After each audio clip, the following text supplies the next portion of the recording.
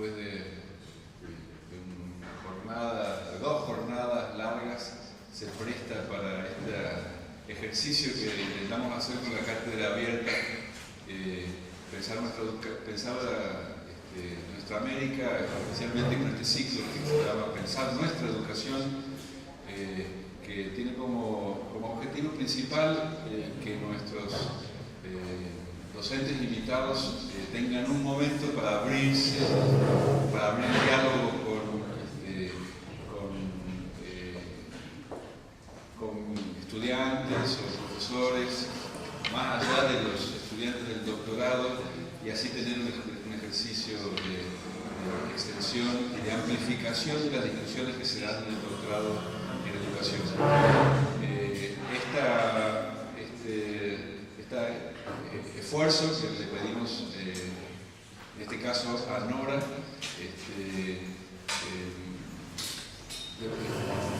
pienso que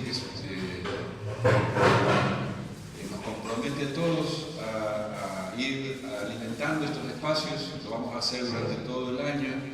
Esperamos también, digamos que la hemos empezado a hacer desde este año, pero esperamos que los años siguientes continúen y muestre el espíritu de este programa de formación, que es el de abrir conversaciones con los docentes santiagueños en general. Así que los invitamos a compartir y a invitar a las instituciones de las que forman parte de cada uno de ustedes, cada uno de los viernes que se dicta este ciclo, ¿no? Bueno, Nora, la verdad que es un lujo que Nora nos acompañe. Nora forma parte de un equipo de docentes e investigadores importantísimo del país. Ella ha acompañado varios años a formar parte del equipo de cátedra, la verdad, de Emilia Fanfani. Da clases en la UBA, está cerca de otros profesores del doctorado, algunos que respetamos mucho, como en el caso de la profesora Silvia Ginovate. Ella es licenciada en Ciencias de la Educación, ha hecho una maestría en Ciencias Sociales con mención en Educación y doctorado en el área de Educación. Es la segunda vez que nos dicta el curso de Análisis Sociológico de la Educación, y un poquito para invitarlos a entrar en su bibliografía voy a leer algunos de los títulos de los trabajos de ella, como para incitar a la lectura. Entre sus libros, Las luchas populares por el derecho a la educación, experiencias educativas de movimientos sociales, un libro colectivo que ha coordinado, que se llama Debates para una reconstrucción de lo público en la educación, del universalismo liberal a los particularismos neoliberales. La construcción socioeducativa del becario y la producción simbólica de las políticas sociales de la clase media. Admisión a la universidad y selectividad social, cuando la democratización es más que un problema de ingresos. Y entre algunos capítulos del libro, cito: entre la universalización y la particularización, debate en torno a los nuevos modos de atención a la pobreza y en la educación argentina, junto con Feldfeber, transformaciones recientes en las políticas educativas en Argentina, 2003-2011, reduccionismo en los diagnósticos, selectividad social en los resultados, los sentidos de la ejecución en las políticas educativas argentinas, democratización de la educación, la emergencia de experiencias educativas ligadas a los movimientos sociales en Argentina, asistir en la escuela, un cambio en los sentidos de asistir a la escuela, selectividad social o escolar, fragmentación del sistema educativo y trayectoria en el CAU, recapitulación, cuando la admisión es más que un problema de ingresos, y de la autonomía como libertad negativa a la construcción de proyectos sociales colectivos y la escolarización en los movimientos sociales. cito algunos de los capítulos del libro, de una obra extensa y de un conjunto de artículos verdaderamente numerosos, que seguramente tienen acceso en una búsqueda en revistas científicas. Hay que decir también que Norma tiene muchas publicaciones de carácter didáctico y bueno, sin decir mucho más, los dejo las dejo con ella para que pueda dictarnos la conferencia que ha preparado para nosotros.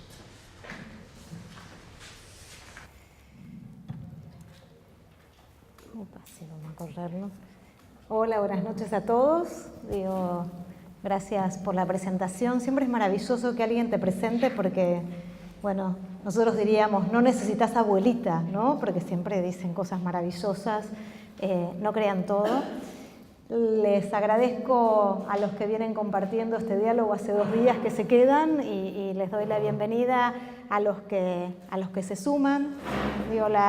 La idea un poco, estamos acá un poco incómodos, es compartir algunas reflexiones como bien habrán notado, mi preocupación central está vinculada a los temas de la desigualdad social y la desigualdad escolar, ¿no? Una mirada de corte sociológico que mira sobre todo desde esa perspectiva las desigualdades y mira cómo las políticas educativas operan sobre esas desigualdades, ¿no? Y entonces lo que me gustaría es sumarlos a un diálogo, a los que recién vienen a participar de este espacio. Va a haber algunas referencias a cosas que venimos charlando que por ahí se les van a pasar por alto, pero nada muy importante. Me parecía interesante poder poner de relieve en esta charla y poder discutir conjuntamente cuáles son las luchas, ¿no?, por el derecho a la educación, pensando siempre que la lucha es una lucha por el sentido, ¿no?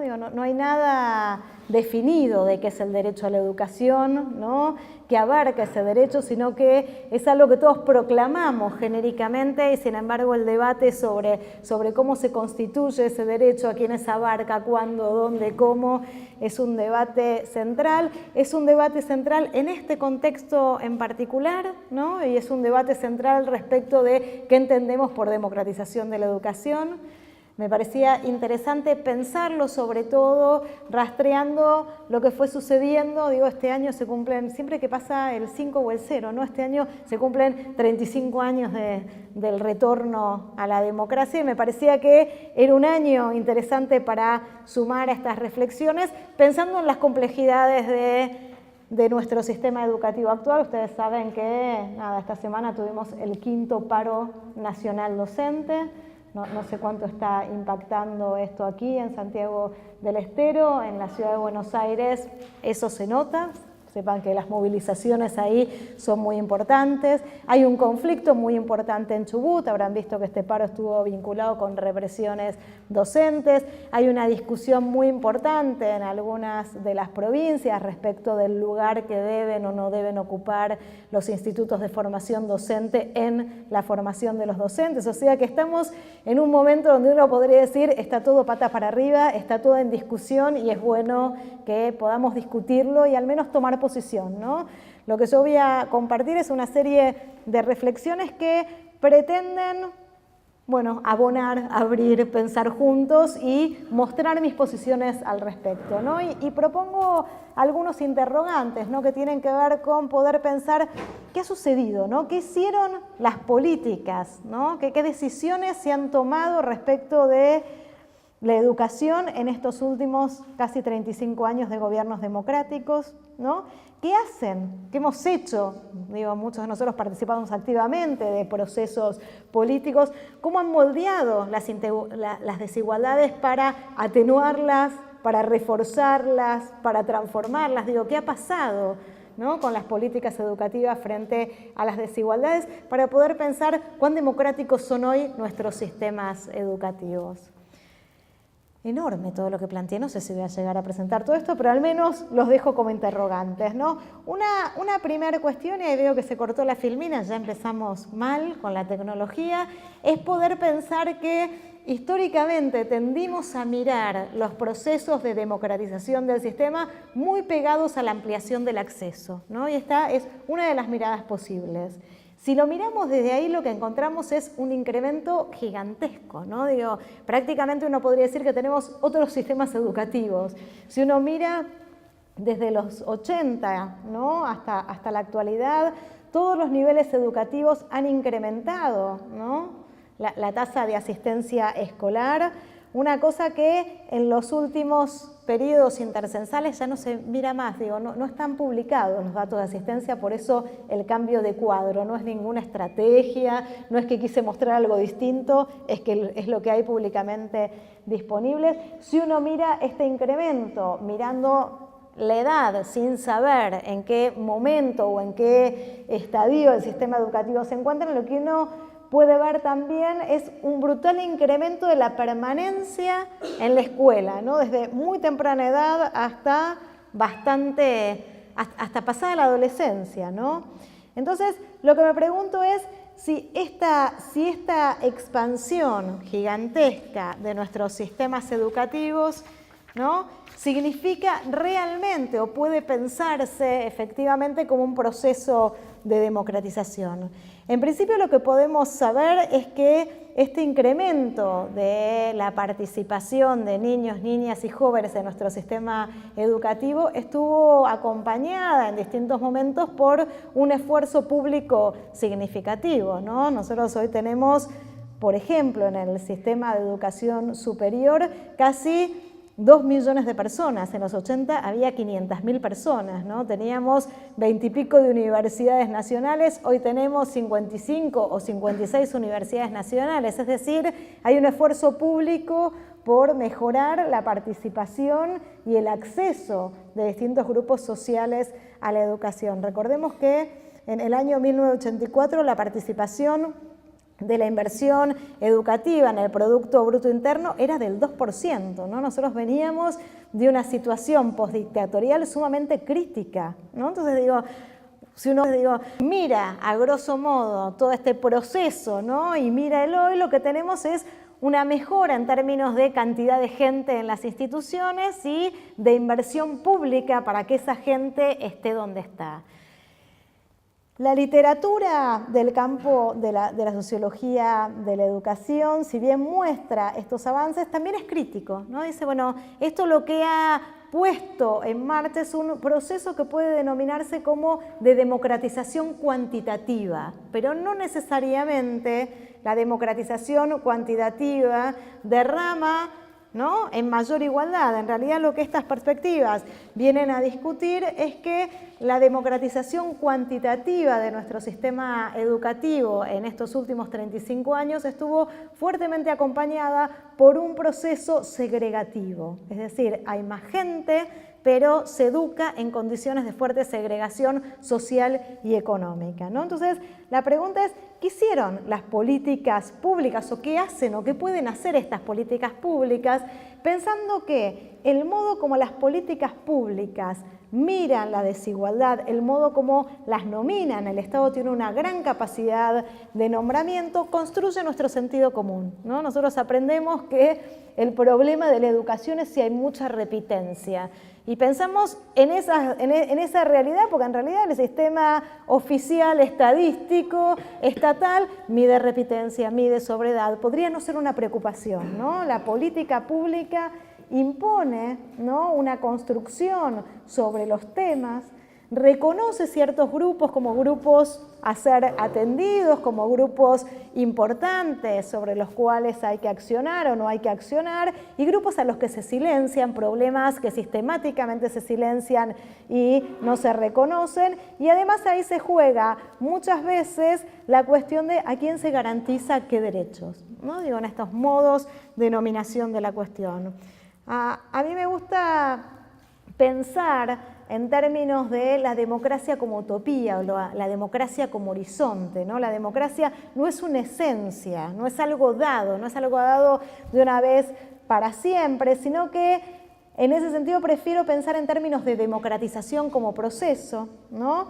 La democratización siempre supone una garantía estatal de la materialización de aquellos derechos que ya están consagrados, pero también presupone esta perspectiva respecto de los procesos de democratización que no son esenciales, que no sabemos cuáles son, que es dar lugar, ¿no?, a partir de la consideración de la igualdad inherente a la condición humana, a procesos emergentes, ¿no? Una situación que la vivimos cotidianamente. Nosotros tenemos que pensar, digo, para meternos en los debates recientes, digo, en los 80, cuando volvió la democracia, la gran disputa fue la ley de divorcio, ¿no? En los 2000 pasados fue el matrimonio igualitario y ahora tuvimos media sanción sobre la legalización del aborto, ¿no?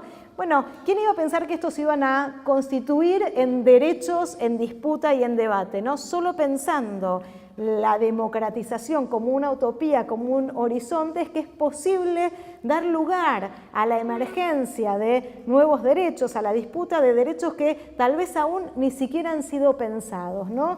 Y es en este horizonte en el que se juega lo que no ha sido pensada y la igualdad inherente de la condición humana, es que les propongo una discusión respecto de ¿qué hemos hecho con esas desigualdades existentes, ¿no? Pensando que las desigualdades son un potente freno al goce de derechos y a la emergencia de nuevos derechos, porque esas desigualdades impiden poner al otro en igualdad de voz, en igualdad de condiciones, en igualdad de participación en tanto sujetos políticos, ¿no? Y una de las primeras cuestiones para empezar a discutir esta cuestión que algunos autores denominan como democracia cualitativa, ¿no? Y que está más vinculado a pensar la igualdad no como igualdad de oportunidades ni como igualdad en el acceso, sino como igualdad de posiciones, como garantizar la igualdad de posiciones escolares, el cierre de las brechas de desigualdad. De estas perspectivas, la gran pregunta es ¿qué ha pasado con ese proceso de masificación escolar y cuáles han sido sus consecuencias?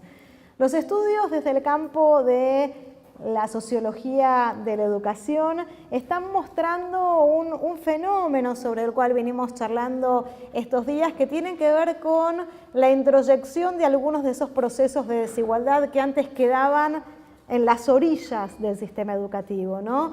Los jóvenes no ingresaban a la escuela secundaria, no ingresaban a la universidad y esta no era una preocupación de las instituciones porque la desigualdad estaba fuera, estaba en la puerta, ¿no?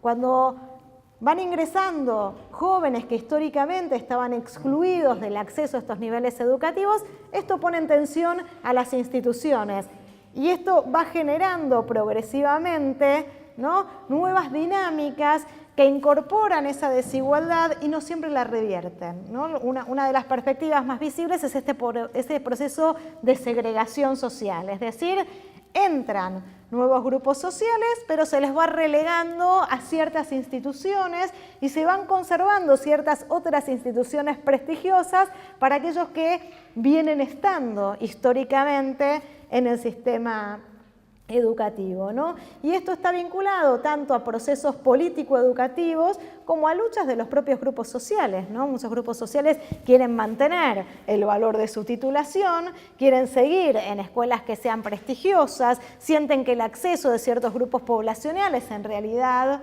¿no?, les compite con ese título escolar y entonces hay procesos que operan tanto desde nuestro sentido común y desde nuestras acciones cotidianas como desde el campo de las políticas. Lo que se ha desestabilizado profundamente a través de estos procesos es lo que autores como Dubet denominan el histórico programa institucional de la escuela, ¿no? La escuela se había creado a través de 3 funciones, que era socializar, o sea, integrar, ¿no?, a las nuevas generaciones al orden dado, distribuir a través de calificaciones escolares posiciones sociales y una función educativa que tenía que ver con garantizar la subjetivación, es decir, incorporar a las nuevas generaciones, pero también desde una distancia crítica que les permitiera seguir construyendo lo nuevo. Hasta cierto momento este proceso social, ¿no?, estas funciones gozaron de cierta armonía, ¿no? La masificación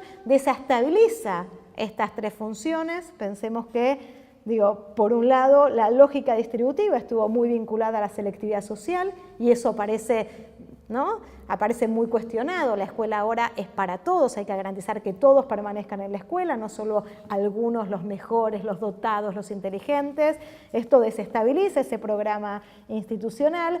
Y el propio avance de la modernidad, el reconocimiento de la capacidad de agencia de los sujetos, el reconocimiento de las subjetividades y a las subjetividades emergentes, desplaza este lugar con el que supimos trabajar, que es la idea de un alumno ideal que hoy está puesta en cuestión, que nuestros propios estudiantes no aparecen con esos rostros, que nos ponían a alumnos ideales. Y esto genera todo un proceso vinculado a lo que los autores denominan un proceso de fragmentación escolar, un proceso que va generando quiebres en nuestro sistema educativo, quiebres muy vinculados a estos trayectos a los que se van llevando a distintos grupos sociales. Hoy, como trabajamos a lo largo del día con quienes participaron del curso de doctorado, cada vez más nos encontramos con instituciones que socialmente aglutinan grupos sociales homogéneos, pero son más heterogéneas entre ellas en su propuesta cultural.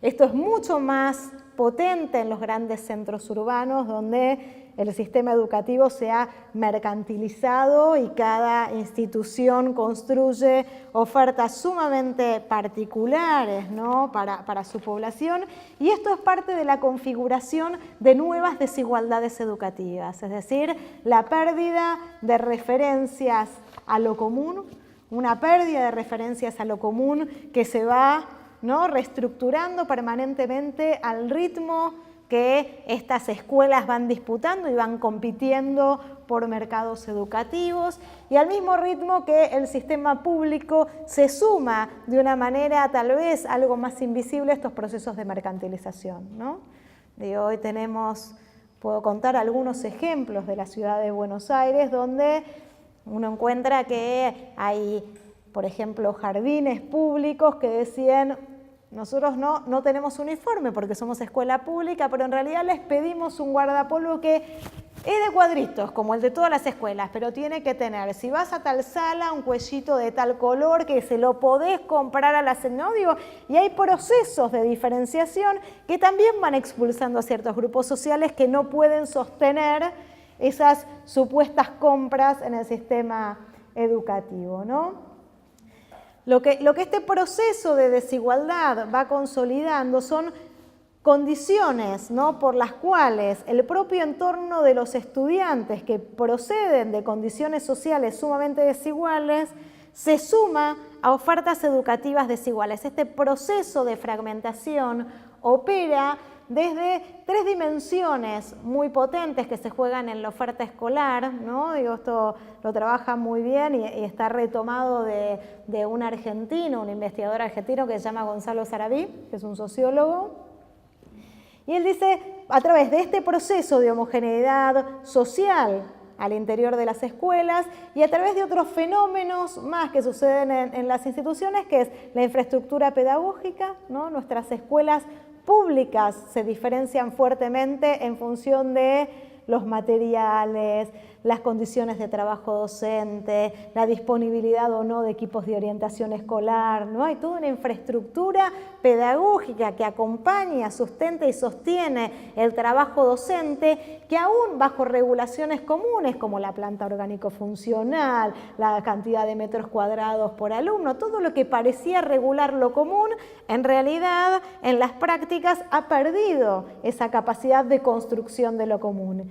Y otro tanto en términos de lo que se deben denominar la calidad educativa, término que nos permitiría discutir de acá a los próximos 5 días si tuviéramos ganas de quedarnos a dormir, cosa que dudo que esté entre los planes de cualquiera de nosotros, Pero realmente lo que se aprende en las instituciones es fuertemente desigual, y no solo porque se aprende más y menos, sino porque ni siquiera estamos muy seguros de cuál sea el currículum común, Entonces ahí aparecen fuertes procesos de diferenciación social que operan a nivel de la escuela y que están transformando y están introyectando desigualdades que antes aparecían como periféricas y que hoy son parte de lo que construimos como docentes cotidianamente en las instituciones, no porque lo deseemos, ¿no? Sino porque estamos sometidos a dinámicas, a resistencias, a procesos sociales bastante más amplios.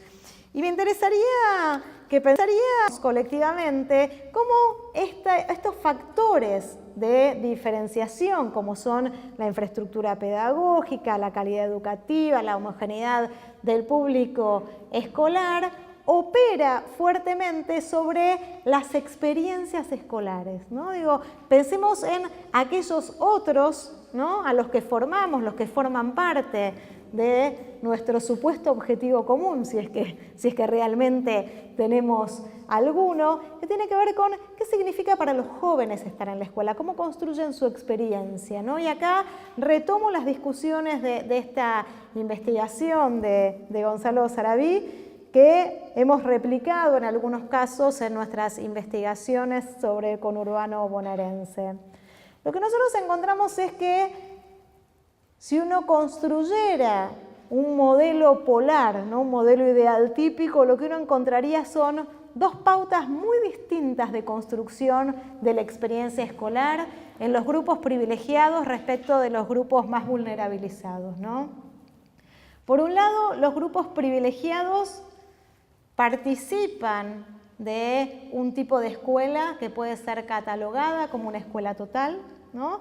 Se trata de un tipo de escuela que se expresa desde la oferta educativa. Si uno mira los datos, ¿no? Digo, hay algunos trabajos publicados en el Observatorio de la Deuda Social. En general son los grupos más acomodados aquellos que asisten a escuelas de jornada completa o de jornada extendida. Digo, es una escuela total porque efectivamente la oferta para los grupos más acomodados es una oferta de mayor tiempo de permanencia en la escuela. La escuela total es una escuela donde los recursos socioculturales de las familias más acomodadas se ponen al servicio, acompañan y convergen con los recursos de las escuelas, pero también son escuelas que constituyen, ¿no? un mecanismo muy importante de cierre social. Son circuitos muy exclusivos, reducidos, ¿no? Donde lo que aparece es más tiempo de escolarización, más personalización en el trabajo pedagógico, muchas actividades complementarias, ¿no? Si uno mira y lee las investigaciones sobre la educación en las élites, lo que se encuentran es que las élites van a las jornadas deportivas de las escuelas internacionales los sábados y participan de la pasantía en el exterior, donde conviven un mes y además tienen competencias artísticas, ¿no? Digo, la vida escolar es una vida total, ¿no? Estas escuelas totales tienden a construir un proceso fuerte de pertenencia, ¿no? Donde la experiencia es tan total como esa escuela, ¿no? Digo, estos jóvenes participan de la escuela desde la mañana hasta la tarde y vuelven el fin de semana, y además esto que denomina una experiencia multiplex, es donde se construyen las amistades, los primeros noviazgos, con los mismos jóvenes con los que van a la escuela, tienden a ir al club, al cine, ¿no? Digo, es una experiencia muy total, pero limitada, ¿no? Limitada al tipo de sociabilidad que se construye en esas instituciones, ¿no? Esta homogeneidad social les impide construir otros vínculos, mirar, ¿no? a otros universos sociales, pero es también lo que los conforma como una élite privilegiada, ¿no? Digo, nosotros podemos reconocer fácilmente los jóvenes y los estudiantes procedentes de ciertos circuitos de élite, ¿no? Hoy mostrábamos en el doctorado y les recomiendo que se metan. Solo con meterse en las páginas web de alguna de las escuelas que están formando estas élites, que por supuesto son élites cosmopolitas, ¿no? Digo, gerentes de empresas multinacionales que hoy están acá, mañana están en otros lugares, a cuyos hijos se forman para eso. Digo, la escuela San Jorge, Saint George, como le gusta autodenominarse, que tiene una autopresentación en inglés, ¿no? Para que los jóvenes argentinos asistan a esa institución, o la escuela secundaria de la Universidad de San Andrés, digo, escuelas para grupos fuertemente privilegiados, con cuotas que no deben bajar de los 25.000 pesos mensuales por persona. Digo, estamos hablando de un universo de grupos sociales reducido que construye condiciones de privilegio, no solo escolar, sino territorial, ¿no? Se apropia de pedazos de nuestras ciudades, construye sus barrios cerrados, ¿no? Vive allí y tira sus desechos hacia los barrios periféricos, ¿no? Digo, literal. Esta experiencia, este tipo de experiencia es una experiencia tendiente a garantizar cierta cohesión de grupo, ¿no? Y es omnipresente, uno permanentemente está participando de esa experiencia que sin embargo tiene sus puntos de ruptura, ¿no? Y es que esta experiencia genera un déficit de habilidades para interactuar con otros grupos sociales, ¿no? La intolerancia, el desprecio y sumado a esto el temor aparecen como atributos centrales de la experiencia de las élites privilegiadas frente a lo desconocido, ¿no? Son los clásicos que al menos en los centros urbanos que conozco aparecen como el desprecio por el pibe fierita, por el pibe gorrita, el temor, ¿no? Son todos chorros, te van a matar, te van a agarrar, ¿no?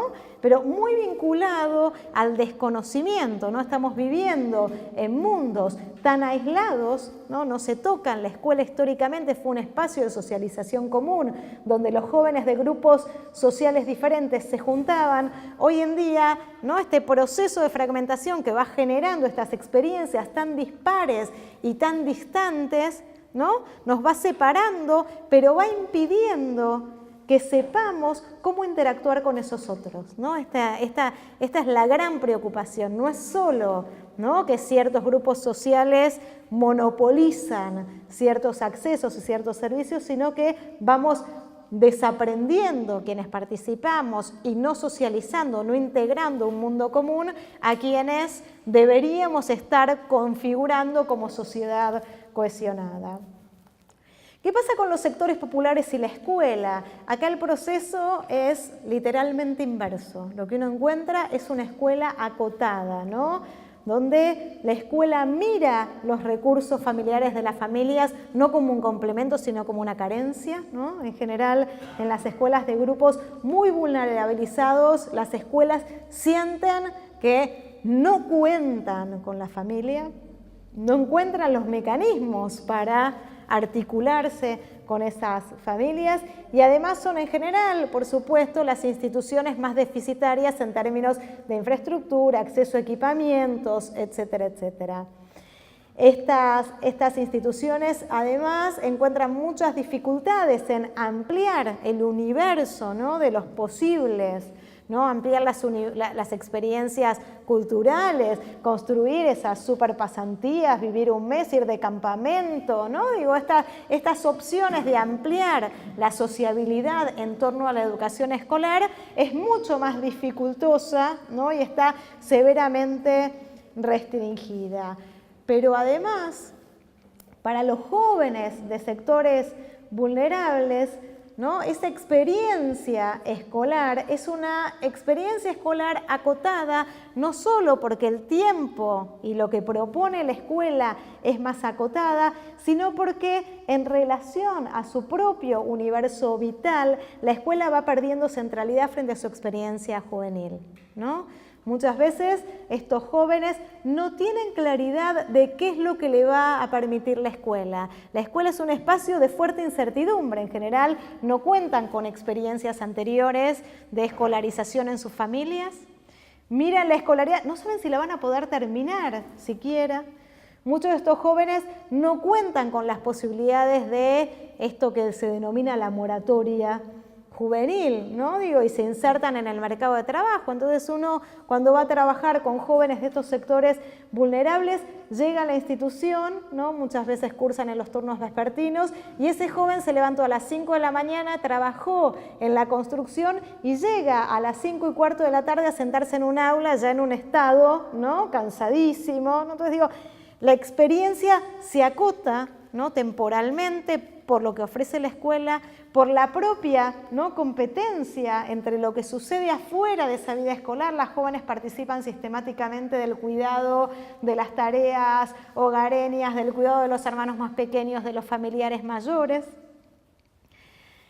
Además, muchos de los jóvenes de sectores vulnerables también se integran rápidamente a la vida familiar más extendida, son padres, madres, ¿no? Y eso también acota este tiempo de permanencia escolar, y esto va configurando una experiencia escolar mucho más limitada, mucho más acotada, ¿no?, con más dificultades de proyectarse hacia el futuro en los estudios, ¿no?, sumado a lo que uno podría decir lo que son las condiciones más amplias de vida, ¿no? Y paso a contar una anécdota que hoy empecé a relatar, pero la dejé inconclusa a propósito, que nosotros estuvimos haciendo una investigación en un barrio que se llama La Palangana, del conurbano bonaerense, ¿no?, tercer cordón del conurbano, es una de las zonas más pobres. Se llama La Palangana porque es una zona inundable y oficia de palangana. Todo el agua va cayendo hacia esa zona y todo ese barrio se inunda, ¿no? Lo único que no se inunda es la escuela, ¿no? La escuela la construyeron un poco más arriba porque no fue parte, ¿no?, de los asentamientos urbanos, sino que fue una construcción planificada por el Estado. La escuela está más arriba. ¿Qué pasa cuando se inunda? La escuela, como única institución pública de ese territorio, oficia de escuela de evacuados, de centro de evacuación. Entonces, en el barrio la conocen como la escuela de los evacuados, ¿no? ¿Qué sucede con esa experiencia de los evacuados? Es que, ustedes imaginen, llueve, se inunda, van a vivir ahí, esas familias viven del cartoneo, entonces no se muda la familia con el caballo, al que no van a dejar porque es su fuente de trabajo, y con todas las carretas con las que cartonean, con todo lo que tienen, ¿no? Permanecen ahí hasta que el agua baja. Pueden pasar 5 días, 10 días, 15 días. Volver a poner en condiciones una escuela en la que vivieron no sé cuántas familias con no sé cuántos caballos, ¿no?, nos deja bastante lejos de la ley de garantía de 180 días de clase, ¿no? Entonces digo, son estos múltiples procesos sociales complejos los que van situando en una experiencia donde las desigualdades se van acumulando, ¿no? Mientras los grupos sociales privilegiados acumulan ventajas, los grupos sociales desaventajados acumulan desventaja tras desventaja, tras desventaja, tras desventaja, ¿no? Estas son nuestras sociedades fuertemente desaventajados, ¿no? Sumado a esta lógica muy propia de los sectores populares, y es que mucha de su experiencia biográfica está experiencia alterada por lo que estos autores denominan imprevistos biográficos, ¿no? Digo, no sé, ustedes probablemente habrán tenido, a mí me ha tocado pérdidas familiares durante mi escolaridad. Lloré 2 días, hicimos todo el duelo que debíamos hacer y todos volvimos a la escuela, ¿no? Digo, no, estos grupos en general, ¿no?, que son objeto de vivienda precaria, que viven, ¿no?, de las migraciones, se muere un familiar, tienen que viajar todos a no sé dónde, faltan por 10 días, ¿no? Digo, cualquier imprevisto biográfico desestructura mucho más profundamente la vida cotidiana que lo que desestructura a los grupos más aventajados. Y frente a estas desigualdades la pregunta es, ¿qué hace o qué ha hecho la política pública y cómo podemos mirarlo, ¿no? Y acá voy a cambiar un poco el registro, ¿no?, para compartir un doble diálogo a la vez. Un diálogo más del campo de la investigación para quienes se están metiendo en el desarrollo de sus tesis doctorales, pero este tipo de perspectiva, de investigación, también nos interpela como profesores, ¿no? Y ahora voy a llegar a eso, pero quería advertir que vamos a estar, perdonen, en este doble diálogo. Acá tomo el trabajo de una politóloga brasilera, Sonia Fleury. Ella propone mirar la política pública a través de 3 dimensiones, ¿no? Yo voy a usar estas 3 dimensiones para pensar y discutir cómo la política pública se ha posicionado frente a las desigualdades, ¿no? Cómo las ha nombrado, qué ha hecho, qué ha dejado de hacer, ¿no? Frente a estas situaciones que la investigación está mostrando como desigualdades persistentes, ¿no? Y ella propone pensar la política en 3 dimensiones. Una dimensión es la dimensión constitucional o normativa, ¿no? ¿Cuál es el marco legal desde el cual se garantizan los derechos? Una dimensión institucional que tiene que ver más con cómo las relaciones de poder cristalizan en institucionalidades, en organizaciones que se materializan, ¿no? Digo, uno, para garantizar el derecho a la educación, tuvo que crear edificios, tuvo que decidir si modificaba la estructura del sistema educativo o mantenía la misma, ¿no? Digo, los marcos regulatorios se ponen en marcha en el marco de instituciones existentes, renovadas, reorganizadas, ¿no?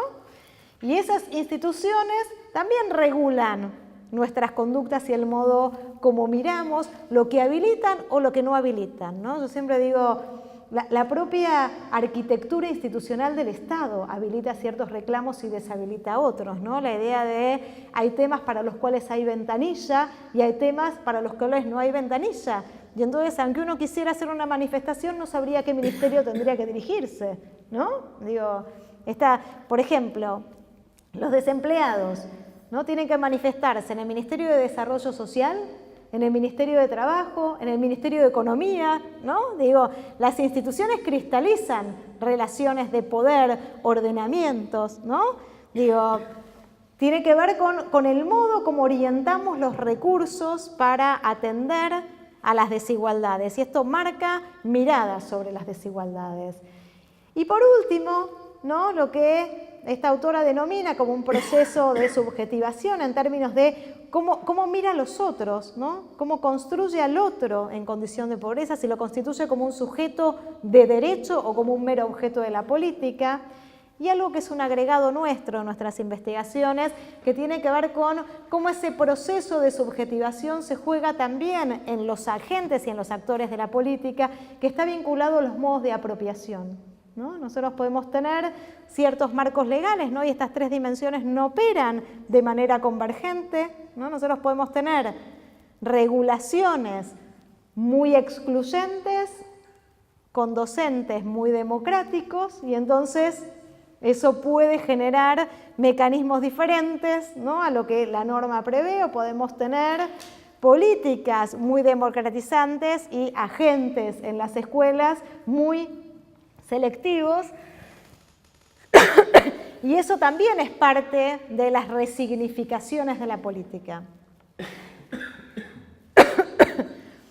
Si uno quisiera mirar cómo ha ido operando, nosotros dijimos, bueno, si uno mira, ¿no? En estos últimos años de historia, lo que uno encuentra son distintas concepciones respecto de las desigualdades. Decíamos, en el proceso de transición a la democracia, uno lo que encuentra fuertemente es una mirada sobre las desigualdades muy centrada en 2 dimensiones. En la apertura del acceso, ¿no? La preocupación era democratizar, abriendo las puertas de las instituciones que habían sido cerradas. Se elimina los exámenes de ingreso a la universidad, a la escuela secundaria, se abren las puertas a los profesores que habían sido despedidos, se vuelve a abrir la participación estudiantil y a la creación de los centros de estudiantes, ¿no? La democratización estaba muy vinculada a este proceso de apertura, de ingreso, ¿no? De acceso de grupos a los que se los había expulsado. Pero algo de esto comienza a cambiar, sobre todo a partir de la década de los 90, ¿no? Y estos cambios estuvieron muy asociados a procesos de extensión de la obligatoriedad, pegados a políticas de combate a la pobreza en un contexto, ¿no? De pauperización social muy importante, en un proceso de crisis social muy significativa, ¿no? En un contexto también de expansión cuantitativa, ¿no? Entonces, digo, en este contexto, los procesos, ¿no? El modo como fue mirada la desigualdad durante los 90 fue un proceso muy vinculado a una mirada economicista, ¿no? El problema de la desigualdad educativa era solo que la gente no tenía plata. Entonces, si yo le daba una beca, le daba las zapatillas, ya tenía las condiciones necesarias para avanzar en el sistema educativo, ¿no? Esta fue la mirada sobre las desigualdades, ¿no? Y frente a esto es que me pregunto, bueno, ¿cómo y cuánto miramos a los otros? Y quiero pasar a mostrarles, a entretenerlos un poquito más. Si lo encuentro, ahora no sé dónde quedó. Acá.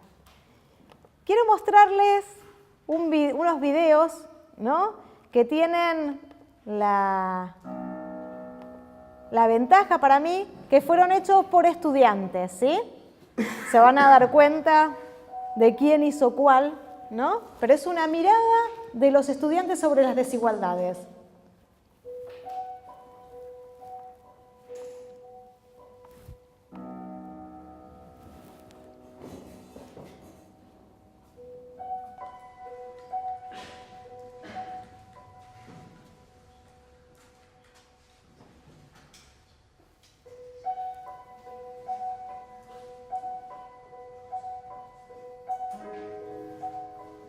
Ay, no se ve nada, ¿no? Esperen que lo paro hasta que podamos apagar un poquito las luces.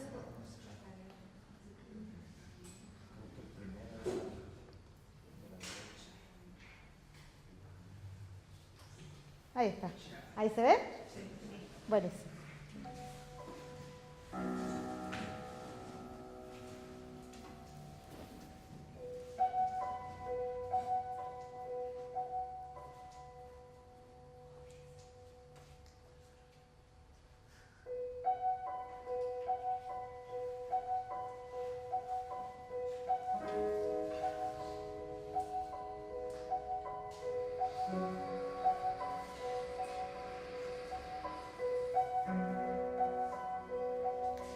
No llega a verse muy bien, así que se los voy a relatar, ¿no? Lo que se ve son dos chicos con un solo par de zapatillas, uno se va con las zapatillas y el otro se va descalzo.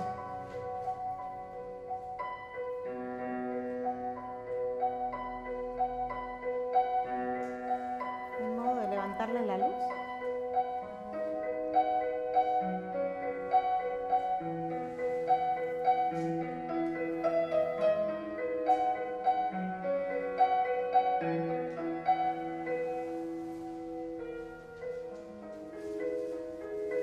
Ay, no se ve nada, ¿no?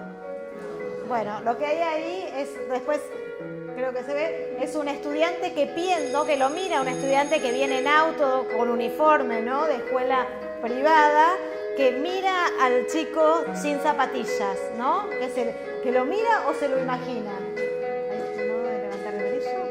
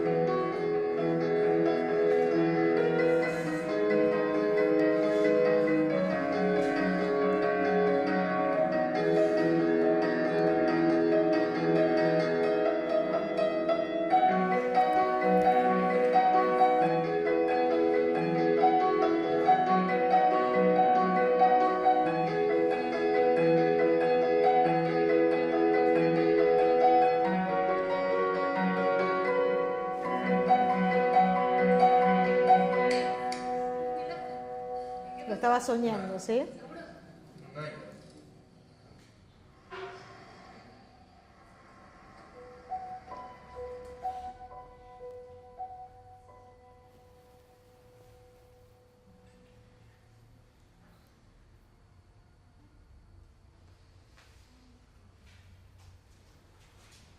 Esto fue hecho por una escuela privada, ¿sí? ¿Qué ven en ese video?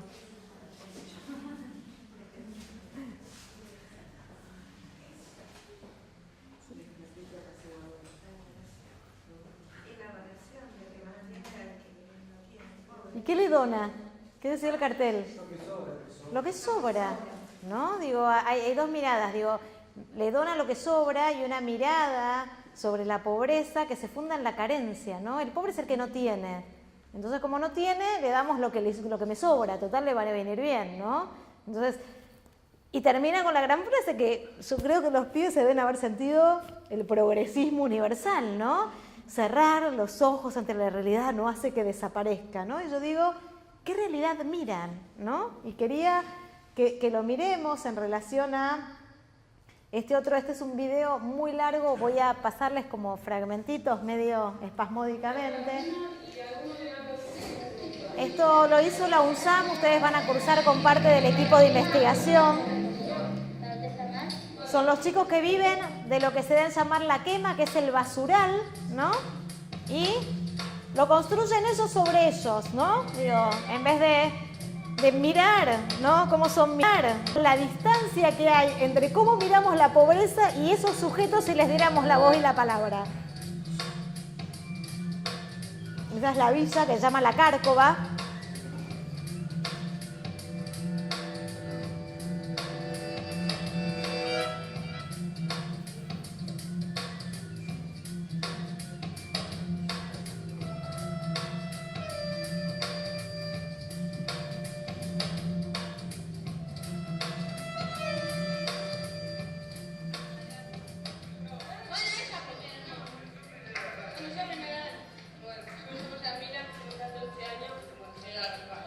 A mí me encanta el título del video, ¿no? Digo, no es el nombre de mi archivo, así se llama el video, Recopada, ¿no? Mientras los otros lo ven como los carentes, ya se manda el video Recopada. Yo soy Diana Barrio Nuevo y vivo en Purita.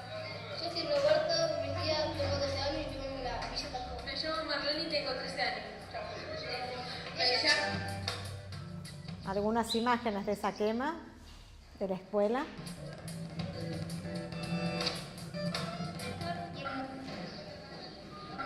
Quiero de escuela tampoco. Acá, ¿Algo de Jarjón? ¿Así de la quema tiene familiar? No, ¿De Carcón? tampoco. No. salen a preguntar por el barrio, si los conocen. Eso es lo que están preguntando. La Villa no me habló bien. Bien. El solo. ¿Llegaron a escuchar? Le dice, ¿conoces a alguien de Villa?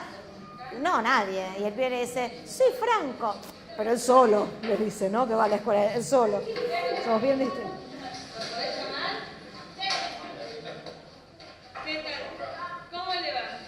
Nosotros somos de la escuela 32 y los chicos están haciendo un documentario en la escuela. ¿Les pueden hacer un par de preguntitas?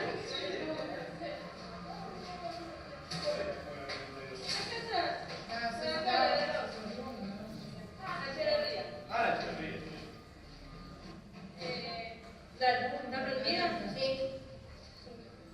¿Ustedes viven en la zona? Sí. ¿Hace mucho? Sí. ¿Sabe algo sobre el norte? ¿Sobre? Sobre la quema. Sí, sí, sí. ¿Nos puede contar lo que sabe? ¿Qué es lo que sé? Bueno, sé lo básico, que es donde tiran la basura. Ahora, ¿qué otra cosa querés saber usted? ¿Y qué cosa? ¿Escuchó alguna historia sobre la quema, de la gente yendo a buscar la basura, Sí, después de él? lo he visto en televisión, sí. Sé que es un organismo que se dedica, digamos, a juntar toda la basura, que los camiones van y tienen que tirarlo ahí. Ahora después, bueno, también escuché las historias, o las vi en televisión, de la gente que va a buscar ¿Y usted qué piensa de eso? ¿Cómo que pienso que está mal? Está mal, pero a veces hay gente pobre que no tiene otras opciones. Nada.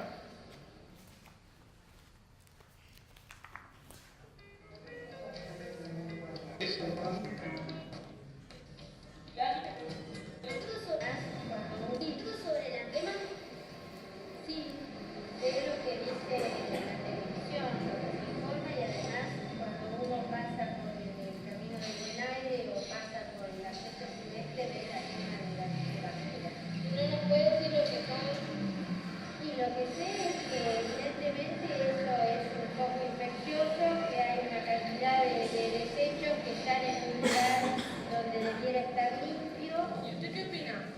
está bien que vaya o está mal que vaya en el futuro. Que vaya gente. Que vaya la gente. A buscar, porque ahí dicen que ahí tiran comida. No, eso me parece un horror. Pero usted está mal. Muy mal. Y para los que no tienen trabajo, yo soy de capital, vivo en el barrio de Palermo, y en Palermo ustedes tocaron ¿No? Estas son las condiciones de vida. Ellos le estaban preguntando si les parece bien o mal lo que ellos mismos son y hacen. que no existe, porque para la gente, o sea, para la gente con plata es como que la Carboa no existe, como que es un, no sé, como que es un basural donde vivimos nosotros, y no existe, porque ahí nos criamos. Hay gente, chicos, hay flores, hay pelea, hay amor, sí, porque la pelea es muy romántica, porque Daniela tiene novio, Daniela, ¿no? Bueno, digo, igual está disponible en internet para quien quiera meterse, ¿no? Pero digo, me parece que gran parte de los modos como se interviene sobre las desigualdades está vinculado al tipo de miradas que construimos sobre cómo se configura, cómo se construye esa desigualdad en el mundo social y cómo opera esa desigualdad en el campo educativo, ¿no? Yo creo que sería bien interesante poder hacerle, ¿no? Digo, están entrevistando a gente del barrio en general, ¿no? Vieron el que trabaja en esa ferretería, digo, la pregunta es, ¿cuánto conocemos nosotros de esas condiciones de vida de nuestros propios estudiantes, ¿no? ¿Cuánto los miramos? Que no sea desde esas miradas que posicionamos en el lugar de progresistas y generosas y esta distancia respecto del conocimiento de las desigualdades profundas que operan en el campo social. Me gustaría pararnos en mirar esta perspectiva más conceptual de análisis, mirando un caso bien específico de una política muy conocida, ¿no? Digo que imagino que todos conocen la asignación universal por hijo, ¿no? Fue una medida muy polémica para algunos, muy pretendida para otros. La asignación universal por hijo otorga una prestación, no contributiva. No contributiva quiere decir que no está vinculada a lo que el trabajador, ¿no?, aporta, sino que es un aporte estatal que equipara, ¿no?, a los desempleados y los trabajadores informales, a los desempleados y trabajadores informales con los trabajadores formales y lo que conocemos como el salario familiar. De hecho, después se ingresó a la ley de la seguridad social. Esto modificó bastante el campo de la política educativa porque lo que hasta ese momento aparecía vinculado a becas estudiantiles se pasó, ¿no?, fue absorbida por esta política de asignación universal por hijo, ¿no? Este proceso lo que permitió es una cierta tendencia a la universalización en términos de que universaliza una prestación propia de la seguridad social hacia grupos que históricamente no contaban con el acceso a la seguridad social por no ser trabajadores formales. Además, amplía la lógica ciudadana, ¿no? Estos jóvenes perceptores a través de su familia de la asignación universal por hijo no tenían que demostrar merecimiento, ¿no? Digo, Sonia Fleury habla que durante los 90, con estas políticas focalizadas, se había generado una ciudadanía invertida, ¿no? Para acceder a una mínima protección estatal tenías que demostrar que había sido expulsado por el mercado, no alcanzaba con tu participación en un Estado-nación, en tanto ciudadano, para tener acceso a la protección estatal, ¿no? Si uno mira en términos de constitucionalización, estos avances también estuvieron traccionados por algunos límites, ¿no? Lo que nuestras políticas no lograron durante ese periodo fue avanzar en la construcción de otra mirada sobre las condiciones de pobreza y desigualdad social, ¿no? La asignación universal por hijo sostuvo algo que habían construido muy fuertemente en los años 90, que era poner a los sujetos en condición de vulnerabilidad como sujetos bajo sospecha, ¿no? Recuerden todos los planes sociales parecía que se lo estaban apropiando los vagos que no querían trabajar, que se apropiaban indebidamente de nuestros bienes estatales y no éramos capaces de mirar ni la fuga de capitales ni la evasión impositiva, ¿no? El tema eran esos pobres que estaban queriendo apropiarse de algo indebido. Y digo que esa mirada persistió porque, no sé si ustedes saben que la asignación universal por hijo retiene un 20% de lo que se asigna por mes a contrapresentación de las condicionalidades de salud y educación, ¿no? Entonces, si bien equipara el derecho a la seguridad social con los trabajadores formales, sin embargo, ¿no?, en los trabajadores formales sobre los que no hay sospecha alguna, no se les retiene nada. Y a estos grupos sociales se les retiene, ¿no? No sé si alguno de ustedes llega a cobrar salario familiar, pero digo quienes en algún momento cobramos salario familiar, yo presentaba todos los meses de marzo el certificado de escolarización de mi hijo, que era un papelito que me hacía la directora. Si alguien vio o tiene la libreta nacional de la Seguridad Social para cobrar asignación universal por hijo, está creada bajo unas normas de protección, ¿no? Si uno las fotocopia te sale cruzado fotocopiado, ¿no? ¿Por qué? Porque lo que hay que evitar es la alteración de identidades, ¿no? Los sujetos de grupos populares son sistemáticamente puestos en un lugar de sospecha en el que no son puestos los grupos más privilegiados. ¿Qué pasó a escala de las instituciones sociales, ¿no? Nosotros decimos, bueno, durante este periodo la asignación universal por hijo, por primera vez en la historia, propone un mecanismo más integral para para la atención de derechos que de hecho están interrelacionados, ¿no? Para ir a la escuela hay que comer, hay que calzarse, hay que estar sano, ¿no? Digo, no solo fue las condicionalidades, sino que la asignación universal por hijo construye, ¿no?, sistemáticamente lo que se dio en llamar la mesa interministerial, es decir, salud, educación, derecho, salud, educación, desarrollo social, trabajo, tenían que participar conjuntamente de una mesa en la que articular políticas. Y ese espacio de articulación de políticas era un mecanismo por el cual el Estado se hacía responsable para que los perceptores de la asignación universal por hijo pudieran cumplir con la condicionalidad, ¿no? Es difícil exigir condicionalidad si no hay escuelas, exigir condicionalidad de salud si no está el plan de vacunación, si no está el servicio de salud cerca, ¿no? Sin embargo, en el campo escolar, este proceso fue bien contradictorio, ¿no? Si uno mira la institucionalidad a través de la cual, recordemos que la asignación universal por hijo es una política del 2009 que propone también fortalecer este proceso de extensión de la obligatoriedad escolar vinculado a la ampliación del derecho a la educación. Y la pregunta es, ¿cómo recibimos, cómo alojamos a estos nuevos públicos escolares? ¿Qué demandas trajo hacia el trabajo docente? Y lo que encontramos ahí es que en términos de ese proceso fue algo más débil, ¿no? Por un lado, lo que encontramos es que nuestras escuelas, a pesar del esfuerzo público, resultaron insuficientes para abarcar a todas nuestras poblaciones, sobre todo a la primera infancia, donde hay más deudas históricas, y además lo que hubo son procesos que no terminaron de transformar los mecanismos de incorporación de los docentes al trabajo, ¿no?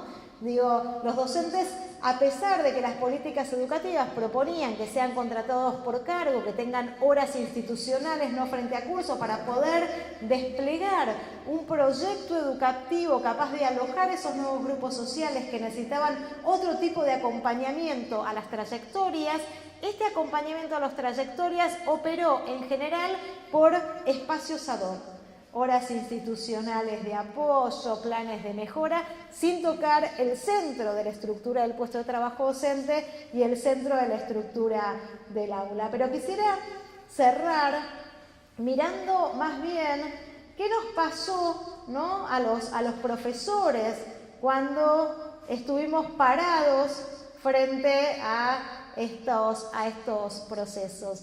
En general lo que uno encuentra en los relatos de los docentes es que los docentes tendieron a asimilar la asignación universal por hijo a un plan más, ¿no? A un plan por el cual estos perceptores debían ser controlados en sus gastos, ¿no? Son vagos, no trabajan, ¿no? Digo, una mirada fuertemente peyorativa de los perceptores de la asignación universal por hijo. Este modo de apropiación, ¿no? Que puso de nuevo a estas familias bajo sospecha, familias muy criticadas, ¿no? Cuando los pibes faltaban decían, los mandan por la libreta, no los mandan porque les interesa la escuela. Estos son discursos bastante recurrentes. Incluso el despliegue, nosotros hemos visto en nuestras investigaciones, el despliegue de mecanismos de coacción, ¿no? Preceptores tanto de jardín como de secundaria que se paraban en la puerta y decían, bueno, papis, si quieren la firma de libreta, ahora que van a cobrar, ¿por qué no pasan por la dirección y pagan la cooperadora?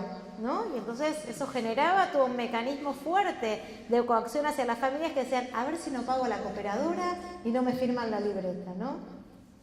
Frente a esta mirada peyorativa y estigmatizante que perduró, no en todo el sector docente, pero sí en algunos de los docentes y en el modo de apropiación, que por supuesto no fue exclusivo de los docentes, ¿no? Es una lógica discriminatoria social muy extendida, que no está dando lugar a mirar que el problema del empleo informal no es de algunos que cobran la asignación universal por hijo. Desde la década de los 70 nosotros tenemos prácticamente instalado un 30% de empleo informal que no ha variado mucho en estas últimas décadas, ¿no? No es un problema de decisión o de elección de los sujetos. Cuando uno entrevista a las familias, empieza, ¿no?, a relevar nuevamente el modo como se acumulan estas desventajas sociales, ¿no? Por un lado, para los perceptores sí aparece una lógica del derecho, ¿no? Por primera vez sienten que tienen un recurso sistemático del Estado, que no le deben a nadie, que no deben negociar con ningún puntero político para que se los consiga, que no le deben dejar un pedacito de lo que les corresponde a nadie, que les permite mayor previsibilidad y planificación, ¿no? Muchas familias cuentan, bueno, yo trabajo como empleada doméstica, entonces a veces si llueve me dicen que no vaya, pero con la asignación yo sé que esos días que no trabajo puedo tener ciertos recursos para seguir existiendo, ¿no? Y les permite, en sus pésimas condiciones de vida, poder empezar a extender, ¿no?, algunas cuestiones como el hacinamiento, ¿no? Y les contaba a los colegas con los que estamos compartiendo el doctorado que algunos dicen, bueno, me compro una chapa y pude extender la habitación. Me acuerdo del relato de una nena que fue muy enternecedor que dijo, me compraron la cama de 2 pisos, ¿no?, porque le habían comprado la cucheta, pero el colchón todavía no. Entonces ponemos los peluches, ¿no? Digo, esas son las condiciones de vida de parte de los estudiantes del conurbano, que cuentan además que ahora pueden comprar galletitas dulces los domingos, ¿no? Digo, hay un proceso, ¿no?, de reconocimiento de sujetos de derecho que le permite el acceso a algo que ni me atrevería a llamarlo bienestar, ¿no? Digo, uno se entusiasma a veces, pero sabemos que son condiciones muy mínimas, pero que se distancia mucho de aquello que nosotros podríamos denominar el goce de derechos y que se distancia mucho de la mirada que los docentes tienen sobre esas familias. Cuando uno le pregunta a los jóvenes si faltan, y si faltan mucho, ¿cuándo?, los jóvenes contestan que sí, que falta mucho cuando llueve. ¿Por qué? Porque se inundan los barrios, porque no tienen zapatillas para reemplazar si se mojan esas zapatillas, porque se enfermó el hermanito y como es de neumonía no se lo atienden en la salita y entonces la madre sale muy temprano y ya no tiene quien lo lleve a la escuela, ¿no? Entonces ahí es donde uno encuentra cómo la acumulación de desventajas opera acotando las oportunidades sociales de esas familias de estar en la escuela y las dificultades que tenemos quienes gozamos de mayores privilegios de mirar, comprender y descentrarnos culturalmente para poder construir una experiencia más significativa desde una mirada que, reconociendo esas condiciones de vida, los pare, los ponga, los mire, ¿no? Los mire como iguales en términos de su condición humana y no los ponga en esta condición subalterna de la que ya están plagados, ¿no? Esas desigualdades y esas desventajas se acumulan por sí mismas sin necesidad de nuestra intervención estigmatizante. Bueno, esto es lo que quería compartir, ¿sí? Que me parece que nos interpela como docentes y además nos permite mirar cómo operan las políticas, ¿sí? Digo, mirar las desigualdades y el modo como las políticas proponen intervenir sobre ellas. No alcanza con mirar lo que se propone en las leyes, las resoluciones, no alcanza con decir lo que proclaman los programas, sino que hay que mirar esa proclama y lo que esa proclama habilita, cómo se vehiculiza, se construyen instituciones capaces de dar cauce a esas proclamas, no se construyen, se están en proceso de construcción, y el modo como nosotros, como agentes activos y partícipes de ese campo escolar, nos apropiamos de las diferentes regulaciones.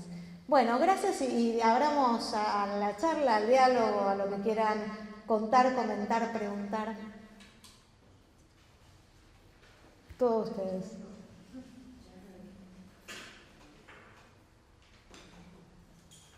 ¿Quieren que prendamos la luz?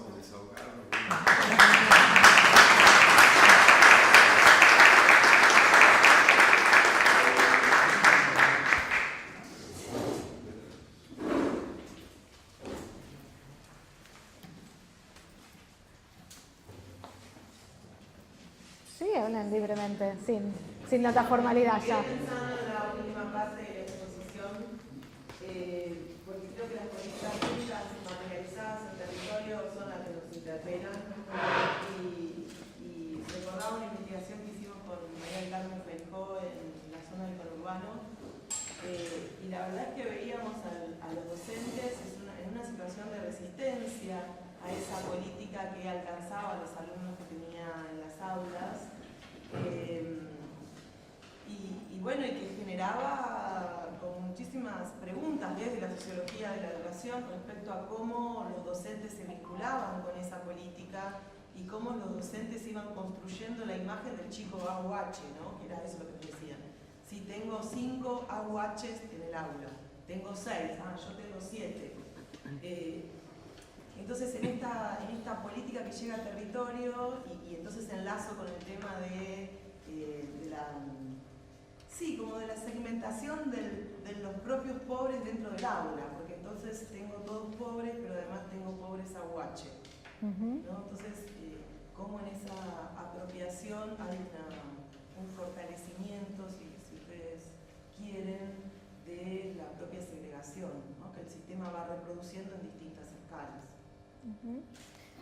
Sí, es complicado. Yo digo siempre que hay que ser cuidadoso, ¿no? Lo trabajamos bastante en el curso, de no pasar, ¿no? Digo, estamos transitando por un proceso que intenta dar cuenta de los procesos de desigualdad social y cómo afectan las trayectorias. Entonces, retiramos la culpa de los estudiantes. No es que el estudiante no puede, no sabe, es tonto, no le da la cabeza, nada. Ser cuidadoso de no trasladarlo a los docentes, ¿no? Entonces ahora el problema son los docentes que no pueden, no quieren, se resisten, ¿no? Digo, ¿en qué medida los docentes somos también efecto de esas regulaciones sociales y de esas condiciones de trabajo, ¿no? Digo, una de las cosas que nosotros vemos también es que el trabajo docente, digo, este proceso de fragmentación escolar es también un proceso de fragmentación de los desafíos a los que se enfrentan los trabajadores docentes con instituciones de formación que no registran nada todavía de estos procesos de fragmentación en sus procesos formativos, ¿no? Nosotros seguimos formando, digo nosotros y me incluyo, ¿no? Con una mirada donde, bueno, ¿cuánta de nuestra pedagogía se ha diversificado para atender situaciones, ¿no?, que permitan trabajar a distintos niveles de profundidad, a distintos niveles de concepto, con distintas familias, ¿no? Digo, nosotros mismos estamos fuertemente imbuidos de una pedagogía simultánea para todos iguales que presupone ese estudiante ideal, ¿no? Yo creo que gran parte de los rechazos está vinculado, por un lado, a estos procesos más de distinción social entre los que pueden y los que no pueden, por algo será.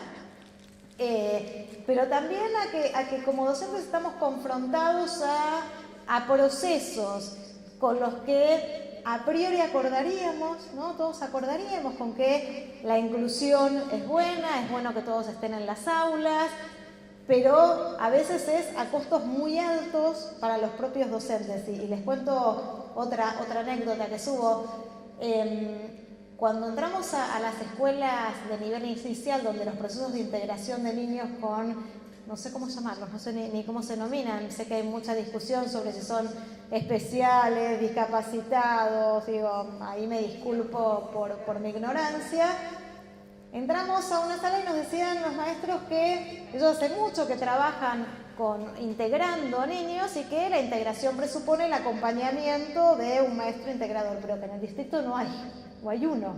Entonces ese maestro tiene 15 minutos de adecuación curricular cuando viene la maestra. Entonces, en esta sala había una nena con una cosa que se llama síndrome de Prader-Willi, que me lo aprendí ahí, y es que no sé qué tienen en el hipotálamo que no registran saciedad. Entonces, vos pones una plasticola, se come la plasticola, le pones, juguemos con plastilina, se traga la plastilina y así sucesivamente.